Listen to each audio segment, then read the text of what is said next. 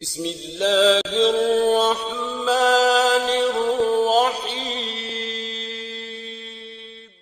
ایک دور تھا، ہمارے پائلٹ ہیں دوسروں کو ٹریننگ دیا کرتے تھے. یہ پی آئی اے نے تو بہت ساری ایئر لائنز آپ کو پتہ ہے ان کو چالو کیا ہے، اور آج دیکھو آپ کیا حشر بنا ہوا ہے. دعا بھی کرنی چاہیے اللہ تعالیٰ ان شہداء کو کی مغفرت فرمائے، ان کے لواحقین کو اللہ تعالیٰ صبر جمیل کی توفیق عطا فرمائے، اور ان کی جو عید کی خوشیاں اللہ ان کو نصیب فرمائے. یہ تو غم ہے، یہ ہلکا کرے اللہ تعالیٰ ان کے لیے، اور پی آئی اے والوں کو اللہ ہدایت عطا فرمائے. جو ہدایت کے لائق نہیں ہیں ان کمبختوں سے اللہ ہمیں نجات عطا فرمائے. میں نے بعض حضرات سے بھی پوچھا جو پی آئی اے میں جاب کرتے ہیں کہ اب تو لوگ پی آئی اے میں سفر کرنا چھوڑ دیں گے. انہوں نے کہا نہیں چھوڑیں گے. میں نے کہا کیوں، اب بھی سفر کریں گے، اتنے بہادر ہیں. انہوں نے کہا لوگوں کے پاس، بیچاروں کے پاس کوئی آپشن ہی نہیں ہے. اب جس نے کل ایمرجنسی میں پہنچنا ہوگا کہیں جنازے میں کہیں، تو اس کے پاس اتنے جہاز تھوڑی ہیں پاکستان میں کہ وہ جس میں چاہے بیٹھ جائے. تو مجبور ہو کے جاتے ہیں، خوشی سے کوئی بھی نہیں جاتا. تو بہرحال جب بھی بیٹھے نا پی آئی اے میں وصیت کر کے، اور سارے جائیدادوں کے کس کے نام کرنی ہے، کیا کرنا ہے، پورے سب کچھ. میں تو پائلٹوں میں حیران ہو رہا ہوں پی آئی اے کے، ان کا جگر ہے. میں نے ایک دو پائلٹ سے بات کی، میں نے کہا آپ کا جگر، میرا خیال تھا انہی کا انا للہ نہ ہو گیا ہو، کیونکہ جو ہے نا، تو میں نے اس لیے فون کیا. انہوں نے کہا میں زندہ ہوں الحمدللہ، لیکن انہوں نے کہا یہ وہی جہاز ہے جس میں آپ بیٹھ کر آئے تھے. تو اللہ تعالیٰ سے دعا کرنی چاہیے اللہ ان لوگوں کو زندگی نصیب کرے. خیر کہاں سے کہاں بات چلی گئی. تو آج انشاءاللہ سورہ ملک پڑھیں گے. تبارک الذی بیدہ الملک. سورہ ملک میں اللہ تعالیٰ نے اپنی کبریائی کو بیان کیا، جس کے ہاتھ میں بادشاہی ہے. اللہ فرماتے ہیں بہت برکت والی ہے وہ ذات. آج تو کہ 2 پاروں کا خلاصہ ہے نا، تو ذرا اسپیڈ ہماری تیز ہوگی. اللہ نے فرمایا کہ ارجع البصر کرتین، تم اس کائنات میں غور کرو، بار بار غور کرو، تمہیں اس میں کوئی عیب نظر نہیں آئے گا. ینقلب الیک البصر خاسئا، تمہاری نگاہیں ذلیل ہو کر واپس لوٹیں گی، لیکن تمہیں اس میں کوئی فالٹ نظر نہیں آئے گا. ہر چیز کو اللہ نے جو بنایا ہے نا، جیسا ہونا چاہیے تھا ویسا ہی بنایا ہے. دیکھو شیر کو اللہ نے گوشت خور بنایا، تو شیر میں اللہ نے گرج رکھی اور دھاڑ رکھی، کیونکہ روب کے بغیر گوشت میسر، بولو نا بھائی، نہیں ہو سکتا. بکری نے گھاس کھانی ہے، جب وہ گھاس کھائے گی تو گھاس دفاع تھوڑی کرتی ہے، کیوں کھا رہے ہو بھائی مجھے، کرتی ہے. تو بکری کو اللہ نے پنجے نہیں دیے، نہ دھاڑنے کی صلاحیت دی ہے، کیونکہ اس نے گھاس کھانی ہے. شیر نے کیا کھانا ہے، گوشت. گوشت اس کو کوفتے بنا کے کوئی سامنے تھوڑی رکھے گا. گوشت کے لیے اس کو ہرن کا شکار کرنا ہے. تو اگر اس کو بکری جیسی باڈی دے دی جاتی تو وہ ساری زندگی ہرن کی لالچ میں بیٹھا رہتا، اور کوئی ہرن اس کو لفٹ کرانے کے لیے تیار نہیں ہوتا، نہ کوئی ترس کھاتا. احسن کل شیء خلقہ، اللہ فرماتے ہیں جس چیز کو بنایا ہے نا، جیسا ہونا چاہیے تھا بالکل ویسا بنایا ہے میں نے. یہ اس کی علامت ہے کہ کوئی بنانے والا ہے، یہ آٹومیٹیکلی خود سے نہیں بنی. ارے بھائی خود بخود بنی ہوتی تو اتنا خوبصورت نظام تو نہیں ہوتا. اچھا دیکھو، کچھ جانور ایسے ہیں جن کے جبڑے میں طاقت بہت ہے اور چیڑ پھاڑ کی صلاحیت بہت ہے، ان کی اسپیڈ کم ہے. اب دیکھو ہرن کی اور شیر کی اسپیڈ ایک جیسی ہوتی تو شیر نے تو جنگل کے ہرنوں کا سب کا تیا پانچا برابر کر دینا تھا نا. چیتا جو ہے نا، اس میں شیر کے جبڑے جیسی طاقت نہیں ہے، لیکن اسپیڈ شیر سے زیادہ. یعنی ایک فالٹ پیدا کیا تو دوسری کوئی کوالٹی پیدا کر دی. کچھوے کو آپ دیکھ لو، انتہائی سست ترین جانور. چلنے سے پہلے 6 مہینے تو سوچتا ہے، مشورہ کرتا ہے کہ یہاں سے وہاں جاؤں کہ نہیں جاؤں. پھر چلے گا تو تھوڑا سا بھی اسپیڈ بریکر آ گیا نا کہیں، رک جائے گا وہیں. 8-10 مہینے اس کے لیے کوئی مسئلہ نہیں ہے، پڑا رہے گا وہیں. اسپیڈ ہی نہیں بیچارے کی. میں نے تنزانیہ کے ایک جنگل میں ہم گئے، ایک جزیرے میں، باقاعدہ ایک شپ میں بیٹھ کے، بہت دور جزیرہ ہے، وہ اقوام متحدہ کے یونائٹڈ نیشن کے کنٹرول میں ہے وہ جزیرہ، اس کا نام ذہن سے نکل گیا اس وقت۔ جب ہم تنزانیہ گئے نا بیان کے لیے، تو وہاں وہ لوگ تھوڑا گھمانے پھرانے لے گئے ہمیں۔ یہ جو میں ملکوں میں سفر کرتا ہوں گھومنے کے لیے نہیں کرتا، بیان کے لیے کرتا ہوں۔ تو کبھی کبھار ہم ڈاکومنٹری بناتے ہیں، لوگ کہتے ہیں انجوائے کر رہے ہیں، تو بیان کے لیے جاتا ہے آدمی، تو پھر انجوائے کرنے میں بھی گورنمنٹ کی طرف سے کوئی پابندی نہیں ہے کہ آئے ہیں ایسی تاریخی جگہ دیکھ لے۔ تو وہ جو جزیرہ تھا نا، اس میں اتنے بڑے بڑے کچھوے، اور یونائٹڈ نیشن کی طرف سے ان کی نگرانی ہو رہی ہے، اور وہ پھر دنیا سے کٹا ہوا جزیرہ، کوئی انسان نہیں وہاں پہ۔ تو اس میں ان کچھووں کی عمریں، ان کے جو خول ہوتا ہے نا کیپ، اس پہ ان کی ایج لکھی ہوئی ہے، کوئی 300 سال، کوئی 400 سال، کوئی 350 سال، کوئی 250 سال۔ وہ بہت پہلے سے اس، یعنی جب گوروں کی حکومت تھی وہاں تنزانیہ پہ، تو اس وقت سے وہ اس کی حفاظت کر رہے ہیں کہ یہ یعنی اتنے۔ اور اچھا، جو آج پیدا ہوا کچھوا، اس کی بھی ڈیٹ آف برتھ لکھ دی کہ اب اس کی بھی ایج کی، یعنی یہ شروع ہے۔ تو 300-400 سال پرانے کچھوے۔ تو دیکھو اللہ نے اس کو عمر اتنی لمبی کیوں دی، اس کی سپیڈ بہت سلو ہے۔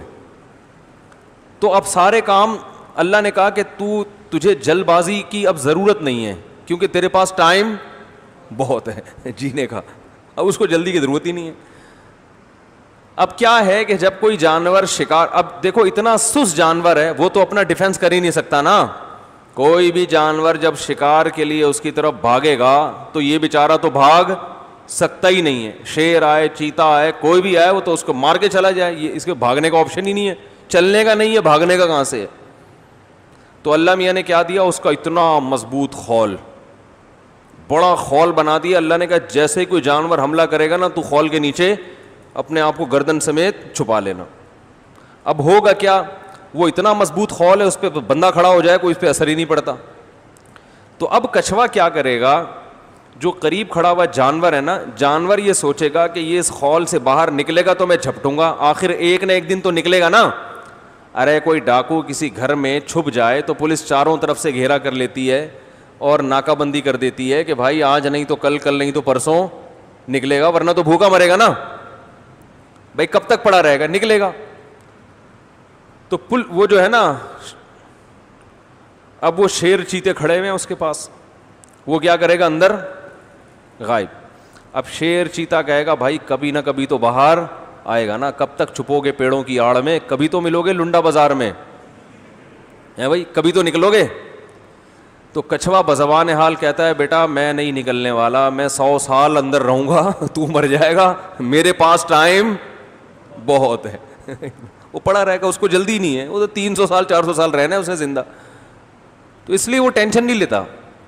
تو اب اللہ نے اس کی اسپیڈ بہت سلو کر دی، تو اسے فائدہ کیا دیا کہ بھائی ایک عیب تیرے اندر پیدا کیا، تو اب تو ڈیفینس کیسے کرے گا، اتنا موٹا خول تیرے اوپر چڑھا دیا ہم نے، اور تجھے زندگی بہت لمبی دے دی، تو چلے گا آہستہ، لیکن تجھے جلدی چلنے کی ضرورت نہیں۔ اب وہ شادی بیاہ کے لیے رشتہ تلاش کرے گا، 20-25 سال لگ جائیں اس کے لیے کوئی ٹینشن بولو بھائی نہیں ہے۔ ہمارے یہاں تو جلدی ہوتی نا بھائی، لڑکی کی عمر دیکھو کیا ہو گئی، مولوی صاحب کہتے ہیں نا لوگ، لڑکے کی عمر نکلی جا رہی ہے، 45 کا ہو گیا، 50 کا ہو گیا، 5-6 سال رہ گئے، 2-4 سال رہ گئے۔ تو ہمارے پاس تو ہے، کچھوے کے پاس یہ ٹینشن نہیں ہے، کہہ رہا ہے ایسی کی تیسی۔ تو احسن کل شیء خلقہ ثم ہدی، فرعون نے موسیٰ علیہ السلام سے پوچھا نا فمن ربکم یا موسیٰ، اے موسیٰ کون ہے رب، اس کو ذرا ڈیفائن تو کرو کس رب کی بات کر رہے ہو۔ تو موسیٰ علیہ السلام نے ان شارٹ حضرت یعنی اللہ تعالیٰ کی ایسا ڈیفائن کیا کہ اس سے بہترین طریقے سے ڈیفائن کرنا اللہ کو ممکن ہے ہی نہیں۔ موسیٰ علیہ السلام نے کہا احسن کل شیء خلقہ ثم ہدی، میں اس رب کی بات کر رہا ہوں جس نے ہر چیز کو بہترین طریقے سے بنایا اور اسے اس کی نیچر کے راستے پہ چلا دیا، بنایا بھی اور راستے پہ چلایا بھی۔ بکری کا بچہ پیدا ہوتا ہے تو یہ تو اللہ نے بنا دیا اس کو، اس کی 2 ٹانگیں ہیں، کھر ہیں، دماغ ہے، آنکھیں ہیں، کان ہیں، ہر چیز ہے نا بہترین، یہ تو ہے بہترین طریقے سے بنایا، اور اسے اس کی فطرت پہ چلانے کا مطلب کیا ہے کہ جیسے ہی بچے کو بھوک لگتی ہے, بکری کے بچے کو, وہ ماں کے تھنوں کی طرف لپکتا ہے. اسے پتا ہے کہ دودھ کہاں سے ملے گا اور کیسے میرے حلق میں اترے گا. اسے کس نے سکھایا؟ ماں کے پیٹ میں اللہ نے سکھایا کہ اس کو اس کے راستے پہ چلا دیا. اسے بتا دیا کہ دودھ پینا ہے, اس کے علاوہ کچھ بھی نہیں کھانا. بچہ, بکری کا بچہ پیدا ہوتا ہی ہے, ابھی آنکھیں پوری طرح کھلی نہیں ہوتی, ماں کے تھن تلاش کر رہا ہوتا ہے کہاں ملے گا مجھے, اور تلاش میں ہوتا ہے بس مجھے دودھ چاہیے. تو یہ بھائی کہاں سے اس کو پتہ چل رہی ہیں یہ چیزیں؟ تو اللہ بھی فرماتے ہیں کہ تم اس کائنات میں عیب تلاش کرو. شہد کی مکھی کو اٹھا کے دیکھ لو, اللہ نے اس کو بنایا شہد بنانے کے لیے. سر سے لے کے دم کی آخری حصے تک ہر عضو اس کا اسی حساب سے ڈیزائن کیا گیا ہے کہ وہ کیا بنائے؟ شہد بنائے. اسی حساب سے آنکھیں دی گئیں, اسی حساب سے اتنا سا کھوپڑی میں دماغ, اس میں ایسی ٹائٹ انسٹالیشن ہوئی ہے کہ وہ بائی ایئر سفر کرتی ہے اور اسے ٹریگنومیٹری کا علم سیکھنے کی ضرورت نہیں ہے. بائی ایئر سفر کرتے کرتے چھتے پہ پہنچ جائے گی وہ. یہ جو شہد کی مکھی چھتوں تک واپس پہنچتی ہے یہ آسان نہیں ہے. سائنسدان حیران ہے یہ جاتی کیسے ہے, اتنا دور نکل کے اس کو راستے یاد کیسے رہتے ہیں کہ کہاں واپس آنا ہے. دیکھو جب انسان زمینی سفر کرتا ہے نا تو علامتیں دیکھ دیکھ کے جاتا ہے, وہ آسان ہے. بائی ایئر سفر کرنا ٹریگنومیٹری کے علم کے بغیر ممکن, بولو نا بھائی, نہیں ہے. جہاز میں جو سفر ہوتا ہے نا وہ یہ تھوڑی, دیکھو پیدل سفر تو ایسے ہوتا ہے. میں آپ سے کہتا ہوں بھائی ادھر کلندری چوک سے ہو کر آؤ, آپ کہیں مفتی صاحب مجھے راستہ معلوم نہیں, تو میں آپ کو بتاؤں گا یار یہاں سے سیدھے نکلو گے تو جیسے ٹن مارو گے ایک کالے رنگ کا گیٹ آئے گا, ٹھیک ہے نا, تو آپ نے دیکھ لیا کالا گیٹ ہے, ہاں کالے گیٹ سے تھوڑا 1 میٹر آگے جا کے لیفٹ پہ ٹن مارنا, ایک نیم کا درخت آئے گا, ٹھیک ہے نا, وہاں 2 پاڈری بیٹھے ہوئے ہوں گے, ہوتے ہیں نا, تو وہ جیسی پاڈری ہیں ان کی طرف توجہ نہیں دینا, آگے نکل جانا. اس لیے کہ بہت سارے نیم کے درخت ہیں تو آپ کنفیوز ہو سکتے ہو, تو آپ نے بتایا 2 پاڈری وہاں بیٹھے ہوئے ہوں گے. ہمارے ہاں ایسا ہی ایڈریس ہوتا ہے بھائی, پاڈری موڈری آپ کو ہر جگہ ملیں گے. تو پھر ہم کہتے ہیں آگے جاؤ گے تو ایک گولے گنڈے والا آئے گا. وسیم گولے گنڈے کو لیفٹ پہ چھوڑتے ہوئے تھوڑا سا آگے جاؤ گے تو وہ جلیبی والا آ جائے گا, ٹھیک ہے نا. تو ایسے ہم ایڈریس سمجھا رہے ہوتے ہیں, جتنا دور پہنچانا ہے آدمی, بولو نا بھائی, پہنچ جاتا. لیکن جب بائی ایئر سفر کرو گے, جیسے بھی یہ لاہور سے کراچی, تو یہ تو نہیں کہ پائلٹ کو یہ بتایا جائے بھائی تو جب لاہور سے اٹھے گا نا ذرا نیچے دیکھتے رہنا بادشاہی مسجد آئے گی, تو بادشاہی مسجد سے نا آگے مینار پاکستان سے سیدھا ٹن مارنا, تو ایسا نہ ہو آگے وہ انڈیا نہ نکل جانا, ادھر ٹن مارنا تو ملتان تھوڑا آگے جا کے, اتنی جلدی آئے گا نہیں لیکن میں مثال دے رہا ہوں کہ ملتان کے لال رنگ کا نا وہ ایک عمارت نظر آئے گی, سمجھ لو آدھا راستہ طے ہو گیا ہے, ملتان آ گیا. ملتان سے تھوڑا آگے ٹن مارو گے کھیت آنا شروع ہو جائیں گے کھجور کے, سمجھ لو سکھر کیا ہو گیا بھائی, ایسے سفر کرتا ہے جہاز. وہ تو کرو ٹریگنومیٹری ہے کہ بھائی عرض بلد طول بلد, اسی پہ چل رہا ہوتا ہے نا. تو مکھی کے بارے میں جو سائنسدان ہیں, شہد کی مکھی کے بارے میں, وہ یہ کہتے ہیں کہ شہد کی مکھی چھتے سے اڑ کے جب دور دراز علاقوں پہ جاتی ہے تو یہ زمینی نشانات دیکھ کے سفر نہیں کرتی. تبھی اگر شہد کی مکھی چھتے سے نکلے اور باغ میں جائے, درمیان میں وسیم گولے گنڈے والا اس کو ملے, آپ وسیم گولے گنڈے والے کو وہاں سے ہٹا دو, واپسی پہ پھر بھی مکھی کہاں پہنچے گی؟ چھتے میں. لیکن اگر آپ کو ویسے میں نے ایڈریس سمجھایا, ادھر سے جاؤ, ادھر 2 پاڈری بیٹھے ہوئے, ادھر سے وسیم گولے گنڈے والا, آپ گئے وہ پاڈری چلے گئے تھے وہاں سے, تو آپ تو وہیں کھڑے ہوئے, یار پتہ نہیں کون سا درخت بولا تھا مفتی صاحب نے, ہے بھائی یہ تو سلیم گولے گنڈے والا ہے, وسیم تو یہاں پر کوئی ہے نہیں. تو آپ کنفیوز ہو جاؤ گے نا. مکھی کنفیوز نہیں ہوتی, جاتے ہوئے وسیم گولے گنڈے والا ہو یا آتے ہوئے سلیم گولے گنڈے والا ہو, مکھی کی صحت پہ اس سے کوئی اثر نہیں پڑتا. اس نے بائی ایئر سفر کرنا ہے, اور سورج کی کرنوں سے اندازہ لگاتی ہے, سائے سے اندازہ لگاتی ہے کہ میں جب نکلی تھی تو یہ سایہ یہاں تھا, واپسی پہ یہ سایہ یہاں ہے. اس سے پتہ نہیں اس کے دماغ میں اللہ نے ایسا کرو ٹریگنومیٹری کی ایکویشنز انسٹال کر دی ہیں کہ اتنا پیچیدہ علم کہ تبھی قرآن کہہ رہا ہے فَاسْلُكِي سُبُلَ رَبِّكِ ذُلُولًا, اے مکھی تو شہد کی تو پھلوں کی تلاش میں دور دراز علاقے کی طرف چلی جا, گھبرانا نہیں, واپسی کے لیے تیرے رب نے تیرے راستے تیرے لیے مسخر کر دیے. ذلولہ کا معنی ان کو ذلیل کا معنی کم تر بنا دیا. تو ان راستوں پہ بیٹھ کے آئے گی, وہ راستے تیرے فرما بردار ہیں, تجھے راستے سے پوچھنا نہیں پڑے گا, راستے تجھے خود بتائیں گے کہ کہاں جانا ہے. تو نے راستوں کو ہم نے تیرا غلام بنا دیا ہے. کیسی اللہ کی قدرت ہے بھائی, یہ خود بخود بن سکتی ہے. یہ اللہ فرما رہے ہیں کہ اس کائنات میں غور کرو, تمہیں کوئی عیب نظر نہیں آئے گا. اور فرجع البصر کرتین, بار بار نگاہ اٹھا کے دیکھو, ہل تری من فطور, کوئی فطور تمہیں نظر آیا اس میں. اور ینقلب الیک البصر خاسئا, فرمایا تمہاری نگاہیں ذلیل ہو کر آئیں گی, وہو حسیر, اور تھک چکی ہوں گی. یہ ذلیل کا لفظ اللہ کیوں استعمال کر رہے ہیں؟ یہ چیلنج ہے. جب کوئی مناظرے کا چیلنج کرتا ہے نا, تو بھائی آ کے دکھا, تو آ ذرا میرے سے بحث کر, تو یہ اس کو کہا جاتا ہے جو مان نہ رہا ہو. تو اللہ یہ وجہ بتا رہے ہیں کہ انسان میرے وجود کو نہیں مانتا, میری قدرت کو نہیں مانتا. اللہ کہتے ہیں آؤ میدان میں, ذرا چیلنج ہے, نظر اٹھا کے ذرا اس کائنات میں غور کرو, عیب تلاش کرو. اللہ فرماتے ہیں تم تلاش کرتے کرتے بالآخر کیا ہو جاؤ گے؟ رسوا ہو جاؤ گے. یہ مناظرہ جو تم نے اللہ سے کیا تھا, یہ مناظرہ تم ہار جاؤ گے, بھری محفل میں رسوا ہو جاؤ گے. جو ایتھیسٹ ہے نا, اللہ کے وجود کا انکار کرنے والے, وہ ان بیسک چیزوں کا جواب دیتے ہی نہیں ہے, کیونکہ ان کو پتا ہے کہ جو بیسک اللہ کے وجود کے دلائل ہیں ان کا جواب دیا تو ہم کیا ہو جائیں گے؟ رسوا ہو جائیں گے, ذلیل ہو جائیں گے. میں نے ایک ایتھیسٹ سے پوچھا تھا نا کہ بتا بھائی, ایک کاغذ پہ کسی انسان کی تصویر بنی ہوئی ہو بے جان, 2 آنکھیں, 1 ناک, 1 کان, سر, ہونٹ اور ناک, یہ بے جان ہے نا, تصویر بنی ہوئی ہو. اگر ڈارون نے یہ دعویٰ کیا ہوتا کہ یہ تصویر جو کاغذ پہ بنی ہوئی ہے بے جان, یہ اتفاق سے وجود میں آئی ہے, تو مان لیتے. کیا ہو گیا بھائی؟ مان لیتے. وہ کہتا کروڑوں سال میں رنگے ڈبے یوں یوں مل ملا کے پورا خوبصورت سا تصویر بن گئی. تو اس کا جواب کیا ہے؟ یہاں جتنے اللہ کے منکر ہیں نا, آج کل ملحد بہت پھیل رہے ہیں یوٹیوب پہ, وہ سب چپ ہو جائیں گے, کبھی نہیں کہیں گے کہ ہاں ایسا ہی ہے. وہ پھر فوراً آپ کو بایولوجی کی پیچیدہ باتوں کی طرف لے جائیں گے. ابے تو یہ بتا بھائی کہ یہ بن سکتی ہے؟ وہ کہے گا نہیں بن سکتی بھائی, کروڑوں اربوں سال میں بھی ایسا نہیں ہو سکتا کہ ایک خوبصورت سی بے جان تصویر خود بخود بن جائے. ہم تصویر سے آگے چلتے ہیں, جب تصویر نہیں بن سکتی تو بے جان پتلا بن سکتا ہے, ایک بت. بولو نا بھائی, ایک بت بن گیا خود بخود کروڑوں سال میں نا, وہ ایسے یوں ہوائیں چلیں اور ایسے تراش خراش کے, جیسے بامیان کے بڑے بڑے بت تھے نا, ایسا ایک بت مجسمہ بن کے سامنے آ گیا.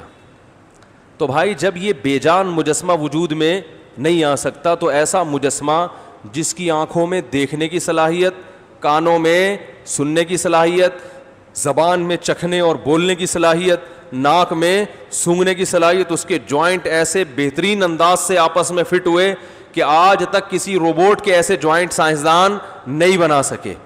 آج تک مصنوعی جوائنٹ ایسے پیدا نہیں ہو سکے. جو اسٹیل کے گھٹنے ملتے ہیں نا, جو بولیں ملتی ہیں, وہ ایسی نہیں ہے جیسی اللہ نے ہماری باڈی میں لگائی ہیں, اور ایسے خوبصورت انداز سے ڈیزائن کیا اللہ تعالیٰ نے. چلتا ہے, پھرتا ہے, اس کے جذبات ہیں, افسوس ہوتا ہے تو رونا شروع کرتا ہے, اپنے غم کا اظہار کرتا ہے, خوشی ہوتی ہے تو ہنستے ہوئے اپنی خوشی کا اظہار کرتا ہے, محبت بھی کرتا ہے, نفرت بھی کرتا ہے, ڈرتا بھی ہے, بہادری بھی دکھاتا ہے, سخاوت بھی ہے, بخل بھی ہے, وفاداری بھی ہے, بے وفائی بھی ہے.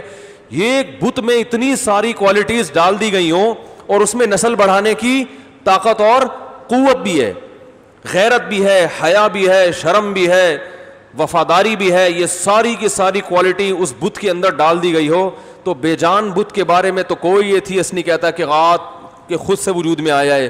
اور یہ چلتے پھرتے بت کے بارے میں کہتے ہیں کہ یہ اتفاق سے وجود میں آ گیا. تو یہ عقل پہ ماتم کرنے کا دل کرے گا کہ نہیں کرے گا؟ تو اللہ نے انسان کے بارے میں فرمایا کہ فرجع البصر وفی انفسکم, اپنی ذات میں غور کرو, اس میں بھی تمہیں کوئی عیب نظر نہیں آئے گا.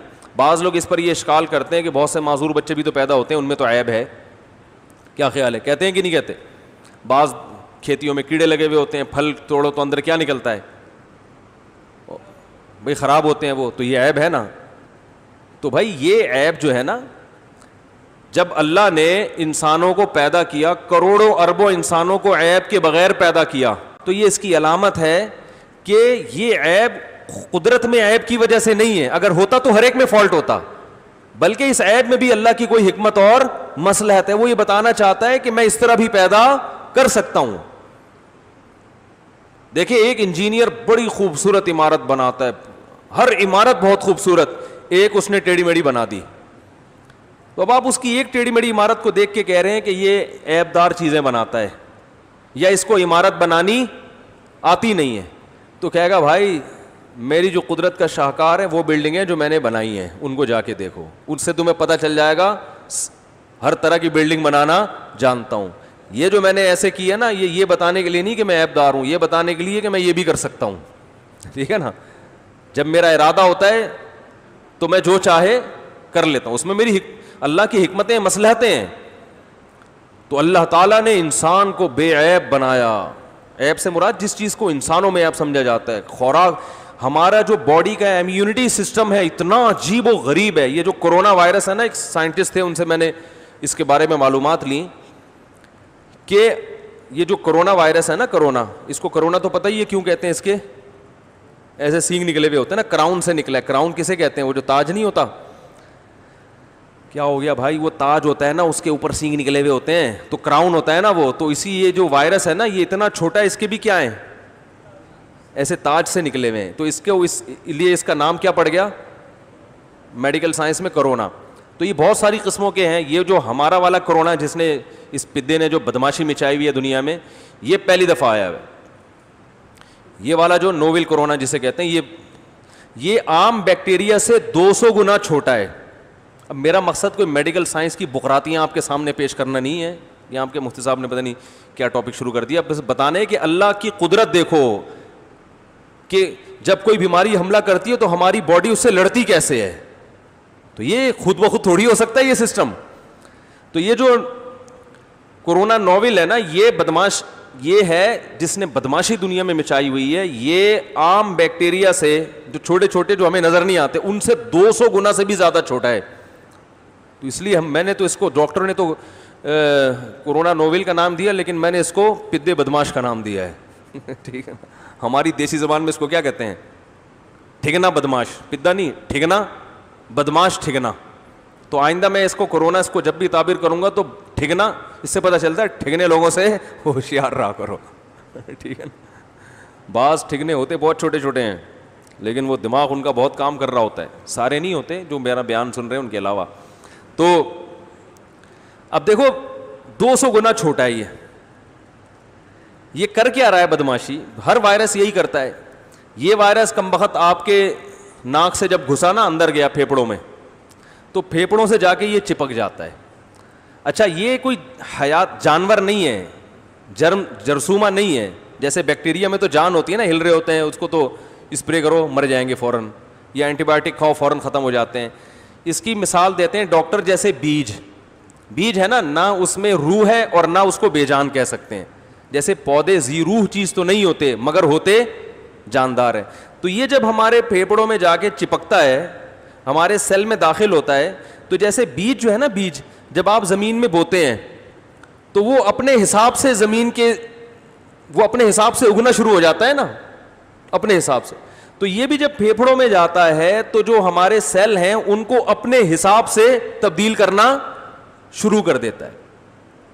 اور وہ کیا ہوتے ہیں کہ ہمارے جو سیل ہے نا وہ کورونا وائرس میں چینج ہونا شروع, 1 سے 2, 2 سے 4, 4 سے 8, 8 سے 16, 16 سے 32 ملٹیپلائی ہونا شروع ہو جاتے ہیں. اب اللہ کی قدرت دیکھو کہ جیسے ہی ہماری باڈی میں کوئی وائرس داخل ہوتا ہے نا, تو ہمیں پتہ بھی نہیں ہوتا, ہماری باڈی اس وائرس کی باقاعدہ اسٹڈی کرنا شروع کر دیتی ہے. سمجھ رہے ہیں, وہ یہ دیکھتی ہے ہو کیا رہا ہے, یہ کون سا بدماش کس راستے سے آیا ہے اور اس کو پکڑنا کیسے ہے. تو باقاعدہ ہمیں نہیں پتا, ہم گھوم رہے ہیں, ہو سکتا ہے ہمیں یہاں پتہ نہیں کتنے لوگوں کو پازیٹیو ہو. گھبرائیں نہیں, بھاگے نہیں, بیٹھے رہیں فاصلے سے بیٹھے ہوئے, ٹائم لگائے گا یہاں سے وہاں پہنچنے میں. ٹھیک ہے نا. تو یہ کیا کرتا ہے بدماش کہ یہ اب جیسے لنگس میں داخل ہوا اور وہ کیا ہوا, وہ کورونا بننا وہاں پہ اسٹارٹ ہو گئے, 1 سے 2, 2 سے 4, اور پھیپڑے ختم ہونا شروع. ہمیں نہیں پتا ہوتا, لیکن جیسے ہی یہ حملہ کرتا ہے, ہماری کوئی بھی وائرس حملہ کرتا ہے, ہماری باڈی سب سے پہلے اس کو اسٹڈی کرنا جیسے باقاعدہ کتابیں کھول کھول کے نہیں سائنسدان تحقیق کر رہے ہوتے یہ ہوا کیا ہے, ٹھیک ہے نا, ایسے باڈی اس کو اسٹڈی, کوئی بھی وائرس آتا ہے نا باڈی اسٹڈی کرتی ہے ہو کیا رہا ہے. پھر ہماری باڈی جب سمجھ جاتی ہے نا تو اینٹی باڈیز بناتی ہے. اب اگر سمجھنے میں باڈی نے ٹائم بہت لگا دیا تو انا للہ و انا الیہ راجعون. اس کی مثال ایسے جیسے کسی ایسی آرمی نے آپ کے ملک پہ حملہ کیا جس آرمی کے اٹیک کے طریقے آپ جانتے تھے, اس کے ویپن سے بھی آپ واقف تھے, تو اس اور راستوں کا بھی پتا تھا یہاں سے آتی ہے, تو وہاں تو فوراً دفاع کے لیے پہلے سے آرمی تیار ہوتی ہے نا. تو جو وائرس ہماری باڈی کو پہلے سے اٹیک کرتے رہے ہیں یا باڈی ان کا اٹیک جھیل چکی ہے, تو وہ وائرس تو جیسے ہی باڈی میں آتا ہے باڈی فوراً پکڑ کے اس کا گلا گھونٹ کے مار دیتی ہے اس کو.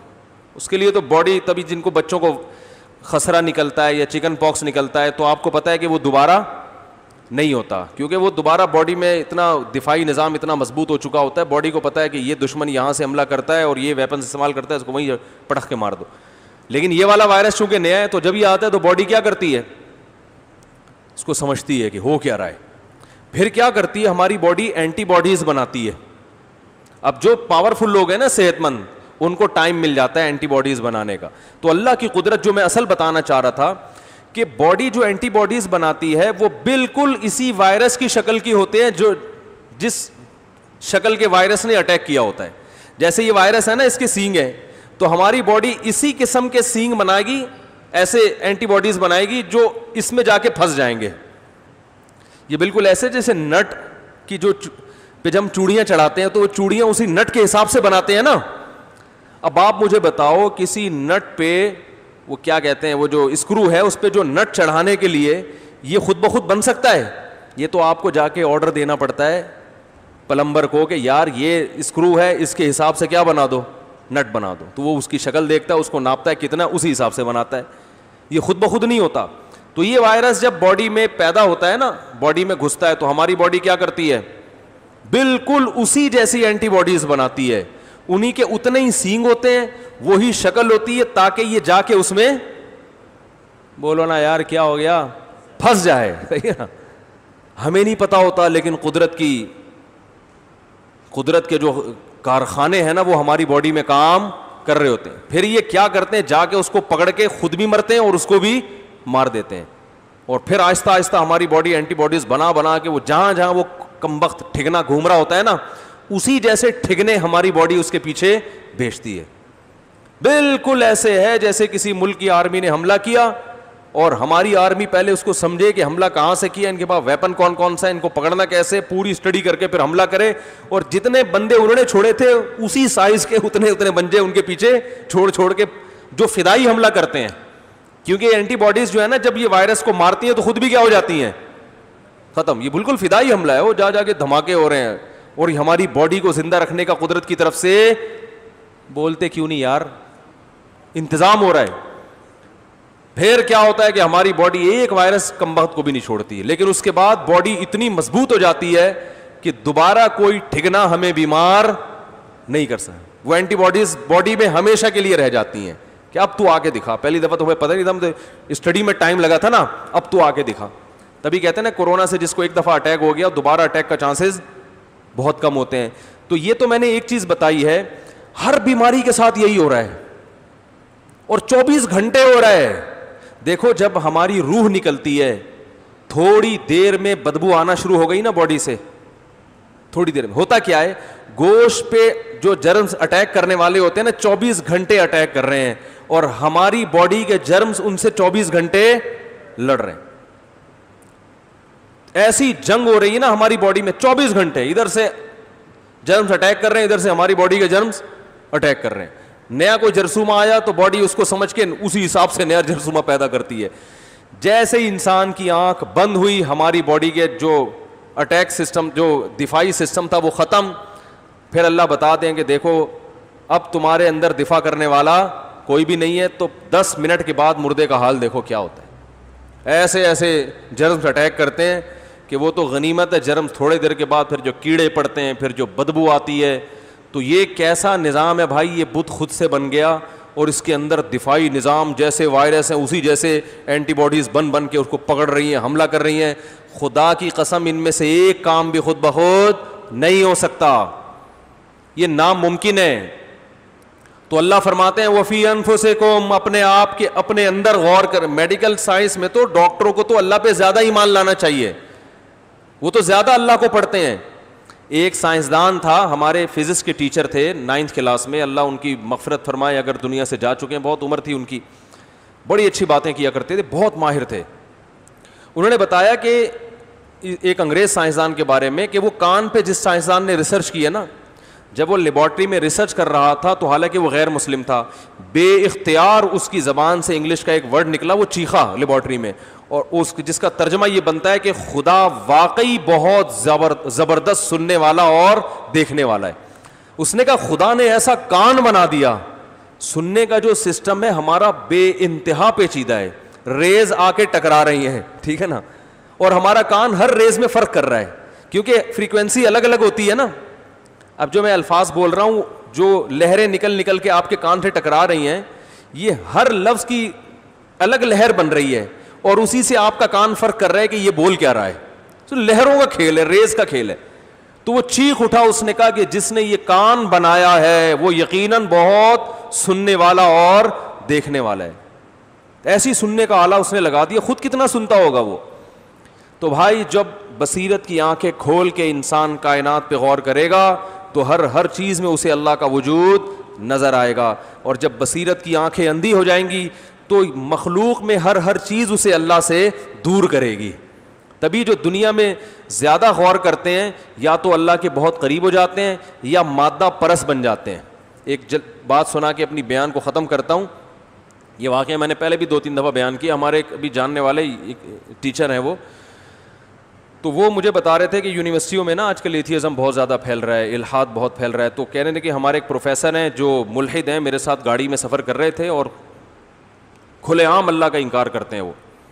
تو کہنے لگے کہ مجھے بتاؤ کہ گاڑی کے ایکسیلریٹر پہ اگر ہم پاؤں رکھتے ہیں تو گاڑی چلتی ہے, ایکسیلریٹر پہ پاؤں رکھتے ہیں تو چلتی ہے, بریک پہ پاؤں لگتے ہیں تو رکتی ہے.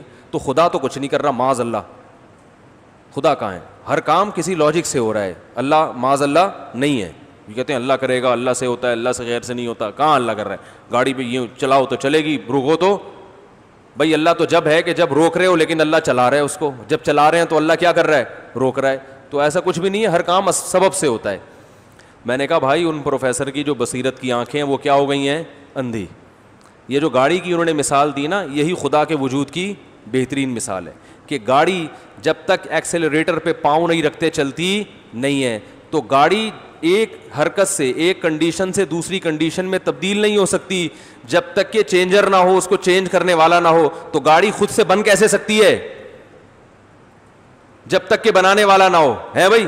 اور جب گاڑی کو کسی نے بنایا تو وہ خود کیسے بن سکتا ہے جب تک کہ اسے کوئی بنانے والا نہ ہو؟ پتہ ہی چلا یہاں ہر چیز کی ایک لاجک ہے, خود بخود کچھ نہیں ہوتا. تو سوال پیدا ہوتا ہے پہلی دفعہ کیسے ہو گیا؟ تو اس کی بھی لاجک ہے. وہ لاجک یہی ہے کہ ایک ذات ایسی ہے جو کسی کچھ کام کرنے میں کسی لاجک کی محتاج نہیں ہے. اگر آپ اس ذات کو نہیں مانتے تو یہ لاجیکل بات کر رہے ہو آپ. بہت مشکل ہے بھائی, بہت مشکل ہو گیا سمجھانا آج. تو یہ خود سارا دن ان لاجیکل باتیں کر رہے ہوتے ہیں اور ہمیں کہتے ہیں ہم ہر چیز کی لاجک تلاش کرتے ہیں. وہ کیسی لاجک تلاش کر رہا ہے بھائی تو؟ صحیح ہے نا, یہ کیسی لاجک ہے کہ جو گاڑی جب تک چلاؤ نہیں تو چلتی نہیں ہے, وہ بن کیسے گئی؟ وہ پوری کائنات کیسے بن گئی؟ اور بنانے والا کیسے بن گیا جس نے اس گاڑی کو بنایا؟ پھر یہ ایک اعتراض کرتے ہیں کہ پھر جس نے بنایا ہے اللہ, وہ خود کیسے بن گیا؟ بھائی اس کو تو ہم جانتے ہی نہیں ہیں, وہ مادہ تھوڑی ہے, وہ کریٹڈ تھوڑی ہے, وہ تو کریٹر ہے. ہم بات کر رہے ہیں کریٹڈ کی, جو چیزیں بنی ہیں وہ خود سے نہیں بن سکتی. بنانے والے کے بارے میں تو ہم بحث ہی نہیں کر رہے. آپ ان چیزوں کو تو ہمیشہ سے مان رہے ہو, یہ بے عقلی کی بات تو آپ تسلیم کرتے ہو. جو بنانے والا ہے اس کو ہمیشہ سے ماننے کے لیے تیار نہیں ہو, حالانکہ وہ تو عقل سے بالا تر ہے. تو یہ سارے بیوقوف لوگ ہیں جو ہماری یونیورسٹیوں میں آج پروفیسر بنے ہوئے ہیں, سائنسدان بنے ہوئے ہیں. تو ان کو تو اللہ نے جہنم کی آگ ان کے لیے رکھی ہے تیار. اللہ تعالیٰ تھوڑی چھوڑے گا. اللہ کہے گا میں نے بنایا کمبختوں, میں نے کھلایا.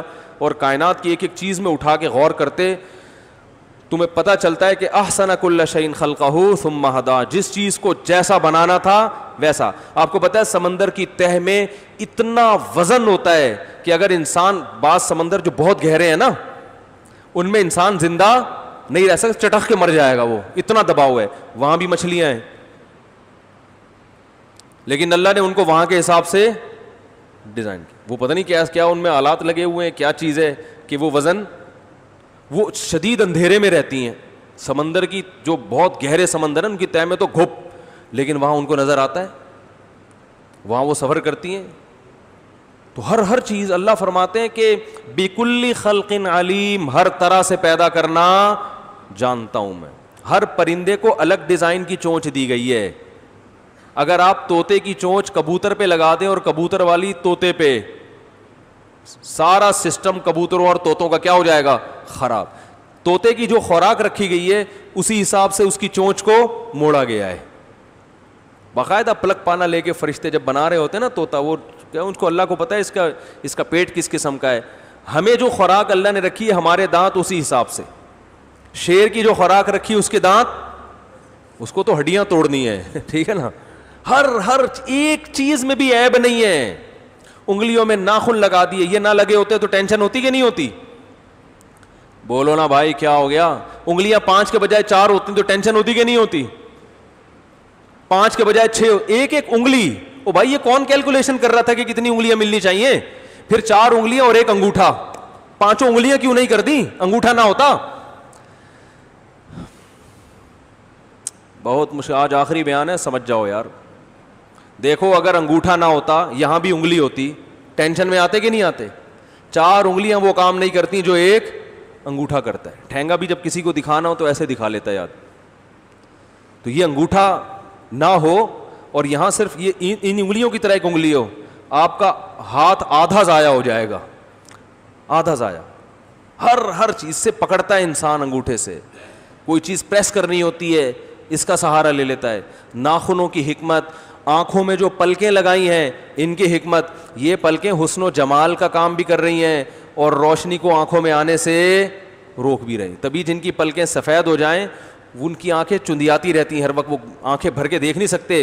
روشنی میں جو ہے نا یہ کالا کلر کیا کرتا ہے پلکوں کا, یہ روشنی کو جذب کر لیتا ہے, تبھی ہم اپنی آنکھوں کو کھول کے دیکھتے ہیں. تو یہ آئی بروز ہو گئی, ان سے خوبصورتی بھی ہے. ایک چیز سے قدرت کئی کام لے رہی ہے, کئی کام. تو ایسا زبردست نظام بنایا, ایسا خوبصورت نظام بنایا. اچھا یہ 2 آنکھیں دیکھو, یہ آنکھیں ان کی جو پتلیاں ہیں, آپ کو پتہ ہے کہ سیکیورٹی کا آج کل ایک سسٹم یہ بھی ہے کہ آنکھوں کی تصویر لی جاتی ہے اور وہ آپ جہاں بھی دنیا میں جائیں گے آنکھوں سے آپ کیا ہو جائیں گے, ٹریس, کیونکہ دونوں پتلیوں کے درمیان فاصلہ الگ الگ ہوتا ہے نا ہر ایک کا, وہ فاصلہ کبھی چینج نہیں ہوتا.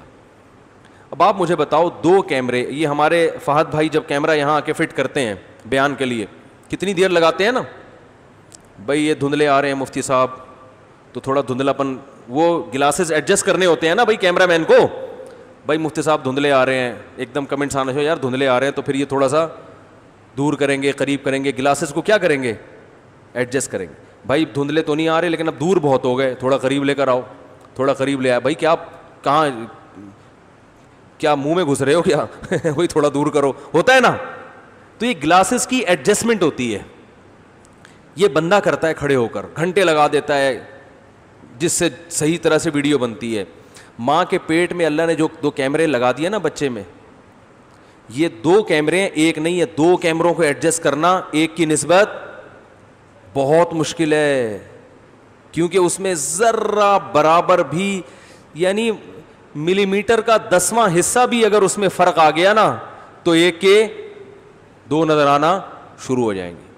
جن کی آنکھوں میں اعورار ہوتا ہے, بھینگا پن ہوتا ہے, ان کی یہ ایڈجسٹمنٹ تھوڑی سی کیا ہو جاتی ہے, خراب. کسی کو 1 کے 2 نظر آ رہے ہیں, تھوڑی سی اور خراب ہو گئی تو 2 کے 4 نظر آ رہے ہیں, 4 کے 8 نظر آ رہے ہیں, پتہ ہی نہیں چلتا یہاں دیکھ رہا ہے وہاں دیکھ رہا ہے. یہ تھوڑی سی سیٹنگ کیا ہوتی ہے, اللہ نے اس پانی میں جس پانی سے انسان کو بنایا, ماں جب روٹی کھاتی ہے تو اس سے بچے کی آنکھیں بن رہی ہیں اور اسی پانی میں آنکھیں بن کے ایسے بہترین طریقے سے ایڈجسٹ ہو رہی ہیں. ایڈجسٹمنٹ ان کی اتنی خوبصورت ہے کہ ساری زندگی یہ دونوں آنکھوں کا جو فاصلہ ہے نا, اس میں فرق اگر پڑتا بھی ہے تو وہ ایک خاص حساب سے, یعنی اسی حساب سے پڑتا ہے کہ اس میں یعنی جو ریز آ رہی ہے نا روشنی کی وہ دائیں بائیں نہ ہو جائیں, دونوں میں برابر آئیں. ذرا سی بھی تھوڑی سی بھی سیٹنگ آؤٹ ہو گئی تو بھینگا پن پیدا ہو جاتا ہے آنکھ میں. تو بھائی یہ تو اگر سائنسدانوں کو بولو نا یا فہد بھائی کو بولو 2 کیمرے اس طرح سے فٹ کرو, یہ تو ایک کے بجائے 6 گھنٹے لگا دیں گے اس میں. تو اللہ تعالیٰ نے کیسے لگا دیا. اور ان آنکھوں کی ایڈجسٹمنٹ کو کہتے ہیں یہ خود بخود ہوئی ہے. یہ ہو سکتا ہے خود بخود, پانی میں ایسی آنکھیں فٹ ہو رہی ہیں اور اتنی خوبصورت طریقے سے کہ 1 ملی میٹر کے بھی 10ویں حصے کا بھی فرق اس میں نہیں آ رہا. یہ تو بہت ہی کوئی فرشتہ پلک پانا لے کے اور وہ ورنیئر کیلیپر لے کے بیٹھا ہوا ہوگا ٹھیک ہے نا, کہ یار ذرا سا بھی ہو گیا نا تو بچوں کی اماں مجھے بد دعائیں دیں گی کہ میرا بچہ کیا پیدا ہوا ہے, یہ دیکھ کدھر رہا ہے. ایسا ہی ہوتا ہے نا, بچہ بےچارا ایسے پہ دیکھ ادھر رہا ہوتا ہے, وہ لگتا ہے ایسے کہ وہاں دیکھ رہا ہے حالانکہ دیکھ وہاں رہا ہے. تو ساری زندگی کی پھر یہی ٹینشن بیچاروں کی. تو یہ اللہ کی بڑی قدرت ہے. اللہ نے فرمایا فرجع البصر, نظر اٹھا کے دیکھتے رہو. ہاں اللہ اپنی قدرت کے لیے بعض دفعہ اعورار پیدا کر دیتا ہے آنکھوں میں, بچوں کو بہنگا پن بھی ہوتا ہے, وہ اللہ نے اپنی قدرت, لیکن اس کا نظام خراب نہیں ہے, سسٹم بہت زبردست بنایا ہوا ہے اس نے. تو بھائی ایک خود بخود کچھ بھی نہیں ہو سکتا, یہ سارا ایک. اچھا پھر اللہ نے انسان کو میں ایسی فلیکسیبلٹی رکھی ہے کہ جس علاقے میں ہوگا وہیں اسی حساب سے باڈی اپنے آپ کو ڈھال دے گی. جو صحرائی علاقے کے لوگ ہیں جہاں پانی کم ہے, ان کی باڈی کو پانی کی زیادہ ضرورت نہیں ہوتی, اور جو چشموں میں رہنے والے لوگ ہیں ان میں پانی کی کمی ہو جاتی ہے پانی نہ پینے کی وجہ سے, کیونکہ زندہ رہنا ہے نا. اب ساری دنیا ایک جیسی تھوڑی ہے, تو اللہ نے کہا انسان کو زندگی دینی ہے تو جہاں رہے گا اس کی باڈی میں ایسی. ہم جو کراچی کا پانی پی کے زندہ ہیں تو یہ پانی کی خاصیت تھوڑی ہے. ارے ہم جو کراچی کا پانی پی رہے ہیں, جس کا فارمولا لیاری والے سے کسی نے پوچھا تھا نا پانی کا فارمولا کیا ہے, ہائیڈروجن ڈائی آکسائڈ ہے نا H2O, تو اس سے پوچھا کہ پانی کا فارمولا کیا, اس نے کہا ABCD NH4Cl اور پتہ نہیں کیا کیا. اس نے کہا یہ کیا کہہ رہے, لیاری کے پانی کا یہی فارمولا ہے بھائی. وہ ہائیڈروجن کے 2 اور آکسیجن کا 1, وہ پرانے زمانے کا کوئی بارش کا پانی تھا. یہ جو ہمارے یہاں جو پانی آ رہا ہے نا اس کا وہ فارمولا نہیں ہے. تو یہ جو ہم کراچی میں پانی پی کے زندہ ہیں, تو آپ کا کیا خیال ہے یہ پانی اتنا اچھا ہے جو ہم زندہ ہیں؟ یہ پانی کی خاصیت نہیں ہے, ہماری باڈی نے اس پانی کو سمجھ لیا ہے. باڈی کو پتا ہے یہ کم بخت یہی پیے گا, اس کے علاوہ تو یہ تو سدھرنے کا نام نہیں لے رہا. تو باڈی اپنے آپ کو اسی حساب سے, جیسے بچے ماں باپ بچوں کے ساتھ کمپرومائز کر لیتے ہیں, بھائی بچہ تو سدھرنے کا نام نہیں لے رہا, چلو اب ہم اسی برائی کے ساتھ اس کو گھر میں رکھتے ہیں, یہ سٹا لگاتا ہے کیا کریں, بس تو چھپ کے لگا لیا کر, ادھر بیٹھ جا کر, دوسرے کمرے میں جا کے بیٹھ جا کر. اب بچے کو گھر سے تو نہیں نکال سکتے نا والدین. عورت شوہر کے ساتھ گزارا کر لیتی ہے, بھائی اب یہ عیب ہے نہیں سیدھا ہو کے دے رہا, تو چلو اب میرے میاں میں یہ برائی ہے, اسی برائی کے ساتھ میں اس کے ساتھ گزارا کروں گی. میاں بعض دفعہ بیوی کی خامیاں برداشت کر لیتا ہے, تو یہ سب معاشرے میں چلتا ہے. تو بالکل اللہ نے باڈی کا بھی یہ سسٹم لگایا ہے کہ باڈی پہلے تو احتجاج کرتی ہے, پانی جب پیو گے باڈی بیمار ہوگی, گلا خراب ہوگا, نزلہ ہو رہا ہے, زکام, باڈی کہہ رہی کیا انسان ہائیڈروجن ڈائی آکسائڈ پلا بھائی میرے کو, یہ تو کیا پلا رہا ہے. لیکن ہمارے پاس اس کے علاوہ NH4 اور ABCD کے علاوہ کچھ ہے ہی نہیں. تو پھر اللہ نے کہا اس طرح تو سارا کراچی مر جائے گا. پھر ایک کراچی نہیں ہے, وہ تو بنگالی پاڑا ہے, وہ تو ایک بھی زندہ نہیں رہے گا بنگالی پاڑے میں, وہ تو بیچارے پتہ نہیں کیا پی رہے ہیں. تو یہ تو ساری آبادی ویسے ہی مر جائے گی. تو پھر اللہ نے باڈی کو سمجھا دیا کہ بھائی تو اپنے آپ کو اسی حساب سے ڈھال لے. اب کیا ہوتا ہے کہ کوئی انگریز آئے اور یہ پانی 1 گلاس پیے, صبح تک اس کا جنازہ اٹھ جائے گا, وہ زندہ نہیں رہ سکتا. لیکن وہ حیران ہوتا ہے یار یہ صبح شام افطاری میں بھی یہی, سحری میں بھی یہی پی رہے ہیں. بھائی اس لیے کہ ہماری باڈی نے کمپرومائز کر لیا ہے کہ بھائی اس نے تو یہی پینا ہے. تو وہ باڈی نے اینٹی باڈیز اتنی بنا دی ہیں, اس پانی میں جو جرمز ہوتے ہیں جراثیم, ان کے خلاف لڑنے کی طاقت باڈی نے اتنی پیدا کر لی ہے کہ باڈی کہتی ہے تو جو بھی آئے گا نا میں جو ہے نا اس کی خبر لوں گی. اچھا یہ جو کرونا وائرس سے ہمارے پاکستان میں بہت زیادہ لوگ متاثر نہیں ہو رہے ہیں نا, بعض ڈاکٹر اس کی ایک ریزن یہ بھی بیان کرتے ہیں کہ ہمارے ہاں ملیریا کے جو پیشنٹ ہیں نا وہ بہت ہیں. ایک ڈاکٹر نے مجھے بتایا کہ بہت سے لوگ ہمارے ملک میں ایسے ہیں جن کو ان کا خیال ہے کہ ہمیں ملیریا نہیں ہوا, لیکن ان کو بھی ہوا ہوگا, کیونکہ مچھروں نے یہاں ہول سیل کے حساب سے ہمیں کاٹا ہے کہ نہیں. کون پاکستانی ایسا ہوگا جس کو 10-20 کروڑ مچھر زندگی میں نہ کاٹ چکے ہوں ہیں. تو انہوں نے بتایا کہ ہوتا یہ ہے کہ ملیریا کے جرمز داخل ہوئے تو باڈی نے اس کے خلاف فائٹ کیا اور اس پہ قابو پا لیا, تو انسان کو پتہ ہی نہیں ہوتا کہ مجھے ملیریا ہوا ہے. تو بہت سے ایسے لوگ ہیں. تو انہوں نے کہا یہ تحقیق تو نہیں ہے لیکن ایک تھیوری ہے کہ جن لوگوں پہ ملیریا کا اٹیک ہوا ہے نا ان پہ کورونا کا اٹیک کم اثر کر رہا ہے. یہ ریسرچ نہیں ہے, یہ ڈاکٹروں کی تھیوریز ہوتی ہیں کہ اندازے ہوتے ہیں کہ جن علاقوں میں ملیریا زیادہ پھیلا تھا انہوں نے دیکھا وہاں کورونا کے آثار ذرا کم ہیں. تو ایک وجہ یہ ہے, یہ ہو سکتی ہے کہ جو ہماری جن اینٹی باڈیز نے ملیریا کی باڈیز سے فائٹ کی ہے نا تو وہ اس سے لڑنا بھی یہ اسی سے کچھ آپس خاندان ایک ہی ہوگا, سلام دعا ہوگی ان دونوں وائرس کی آپس میں. تو بہت سی بیماریاں اٹیک کر رہی ہوتی ہیں, ہمیں پتہ ہوتا ہی نہیں ہے اور ہماری باڈی اس پہ کور. میرا ایک دفعہ وہ بلڈ دینے کے لیے گیا انڈس ہاسپٹل, وہ لوگ ساری بلڈ کی رپورٹس دیتے ہیں. میں نے خون دیا تو انہوں نے رپورٹ دی, انہوں نے کہا آپ زندگی میں کسی کو خون نہیں دینا. میں نے کیوں بھائی؟ انہوں نے کہا آپ پہ تو ہیپاٹائٹس کا بڑا خاندانی قسم کا اٹیک ہوا ہے, ٹھیک ہے نا. تو میں نے کہا ہمیں تو کبھی نہیں ہوا. انہوں نے کہا اللہ نے آپ پہ فضل کیا, آپ کی اینٹی باڈیز نے اس اٹیک پہ اللہ کے حکم سے قابو پا لیا. انہوں نے کہا اب انشاءاللہ اللہ کی رحمت سے امید ہے آپ کو ہیپاٹائٹس کبھی بھی نہیں ہوگا. اللہ کی رحمت تو اللہ ہی کے ہاتھ میں ہے. انہوں نے کہا آپ کو انشاءاللہ کبھی بھی نہیں ہوگا کیونکہ آپ کی باڈی نے اس کے خلاف کیا کر لی ہے, ہمیں دیکھو پتہ بھی نہیں چلا, ہم تو ایسے ہی گھوم رہے ہیں انڈے پراٹھے اسی طرح سے کھا رہے ہیں. لیکن انہوں نے کہا ہوا ہے اور وہ باڈی نے کیا کر لیا, کور. لیکن انہوں نے کہا کسی کو آپ نے بلڈ دیا تو اس کی باڈی, اس کا کوئی گارنٹی بولو بھائی نہیں ہے. اب کسی کو آپ نے بلڈ دیا نا اس کی باڈی میں ایک قطرہ بھی آپ کے خون کا چلا گیا تو انہوں نے کہا اس کا کوئی بھروسہ نہیں ہے کہ اس کی باڈی فائٹ کر پائے یا نہیں, تو اس کے انا للہ ہونے کے 50% چانس ہیں. تو آپ نے بلڈ نہیں دینا. اب آپ گھبرائیں نہیں. ان ڈاکٹر نے مجھے قسمیں اٹھا کے کہا کہ یہ بلڈ کے علاوہ کسی اور چیز سے نہیں لگتا, گلے ملنے سے نہیں لگتا, جھوٹا پینے سے نہیں لگتا, ٹھیک, صرف یہ لگتا کس سے ہے, جب بلڈ کسی کے بلڈ میں جائے گا تو اس سے لگتا ہے. اس کے علاوہ نہ چھینکنے سے, نہ تھوکنے سے, نہ گلے ملنے سے, کسی بھی اس طرح کی ایکٹیویٹیز سے یہ وائرس جو ہیپاٹائٹس کا یہ نہیں پھیلتا. اس لیے آپ گھبرائیں نہیں. کورونا کی وجہ سے تھوڑا فاصلہ رکھیں, آپ کسی کو بھی ہو سکتا ہے لیکن گھبرائیں نہیں. آپ کو پتہ چلا اگلے ہفتے بیان سننا ہی چھوڑ دیا آپ لوگوں نے. لیکن میرے لیے ایک ٹینشن اس خبر کے بعد یہ ہو گئی ہے کہ میں انڈس ہاسپٹل کی طرف سے لوگوں کو خون دینے کی ترغیب دے کے خود پتلی گلی سے نکل جاتا ہوں. اب انہوں نے کئی میرے بیانات رکھوائے خون دینے کی اسلام میں اہمیت, میں بڑا زبردست شاندار بیان کرتا ہوں. بھائی بلڈ دینے سے, یہ بلڈ دینے سے زندگی کسی کی بچاؤ, ایک انسان کی زندگی بچائی جیسے ہزاروں کی زندگی بچا لی. لوگ کہتے ہیں آج تو مفتی صاحب 25-30 بوتلیں تو خود دیں گے, اتنے زبردست فضائل. اور جیسی بیان کیا سائڈ سے نکل. اب مجھے شرم آ رہی ہوتی ہے, لوگ کیا بولیں گے یار.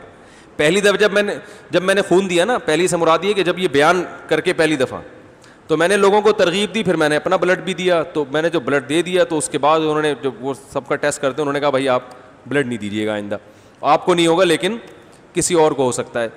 تو اس لیے میں اگر خون دینے کی ترغیبات دوں اور پھر خون نہ دوں تو یہ نہ سمجھیں کہ یہ کنجوسی کر رہا ہے, یہ آپ کے خیر خواہ. وہ پتہ نہیں کتنے لوگوں کو تو ہم بلڈ پہلے دے چکے ہیں.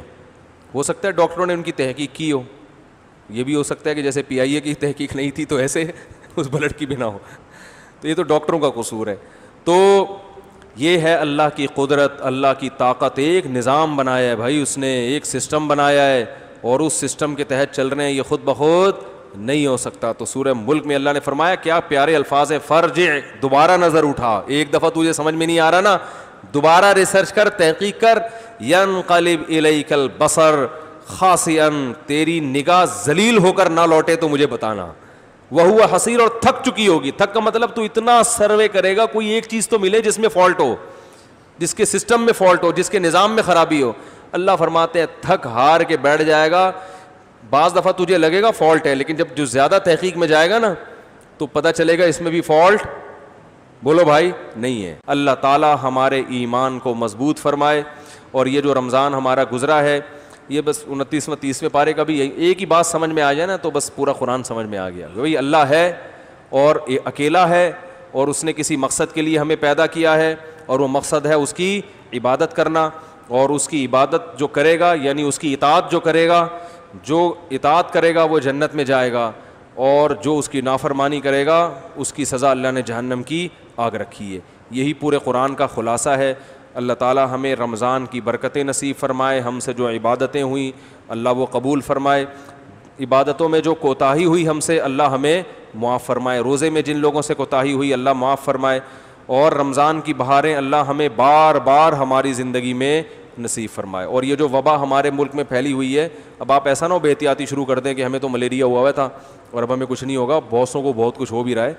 سوشل ڈسٹینس بہرحال رکھیں, ٹھیک ہے نا. تو احتیاط کر لینے میں, اور 1 سال کے لیے یہ دماغ سے نکال دیں کہ اب 1 سال تک ایسے ہی رہنا ہے. آپ نے عادت ڈال لیں, عید پہ جھپیاں پا کے نہ ملیں آپس میں. ویسے مل رہے ہیں, بعض لوگ تو 3 دفعہ ملتے ہیں.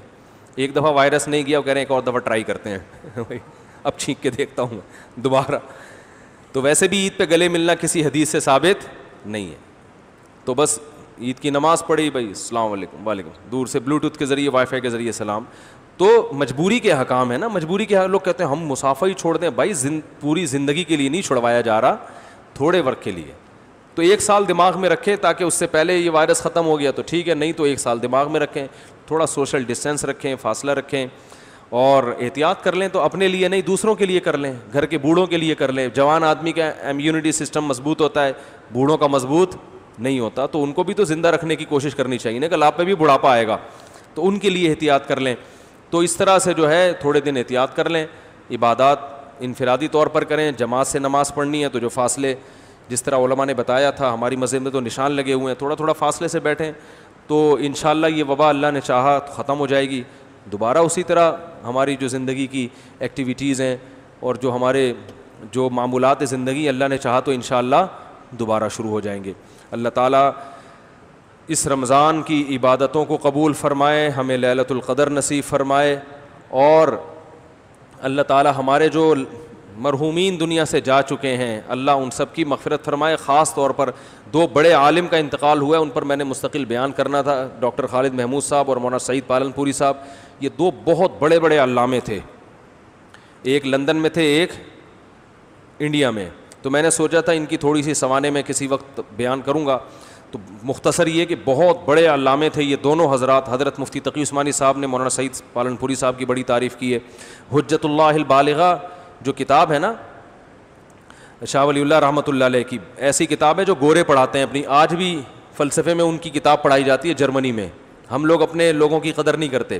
ایسی زبردست کتاب ہے, اس کی بہترین شرح مولانا سعید پالنپوری صاحب نے کی تھی, جس کے بارے میں علماء نے کہا تھا کہ انہوں نے حق ادا کر دیا ہے. بہت بڑے عالم تھے.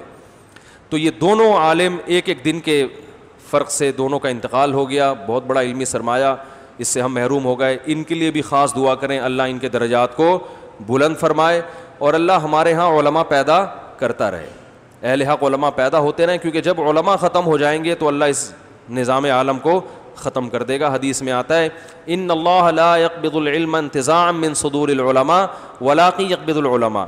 اللہ علم کو دنیا سے ایسے ختم نہیں کرے گا کہ علماء کے سینوں سے علم اٹھا لے, بلکہ اللہ علماء کو اٹھانا شروع کر دے گا. فاذا لم يبق عالم, پھر جب کوئی عالم دنیا میں باقی نہیں رہے گا, اتخذ الناس جہالا رؤوسا, لوگ جاہلوں کو اپنا سردار بنا لیں گے.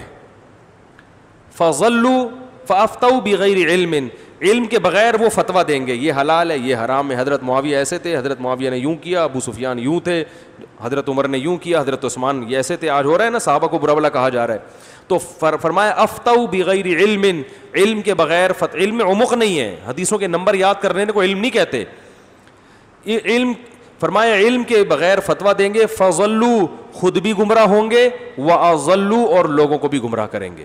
تو یہ علماء کا دنیا سے اٹھنا, ایک ایک کر کے اٹھنا, یہ کوئی اچھی علامات نہیں ہے. اللہ تعالیٰ سمجھنے کی عمل کی توفیق عطا فرمائے. سبحانک اللہم و بحمدک نشہد ان لا الہ الا انت نستغفرک ونتوب الیک. کسی نے سوال پوچھا ہے مفتی صاحب بیان میں نماز ادا ہو جاتی ہے, آج کل گرمی ہے تو گھر میں کبھی کبھار, اچھا بنیان میں نماز ادا کریں تو ہو جاتی ہے. بھائی بنیان میں نہ پڑھیں, جو پراپر ڈریس ہے نا اسی میں نماز پڑھنی چاہیے.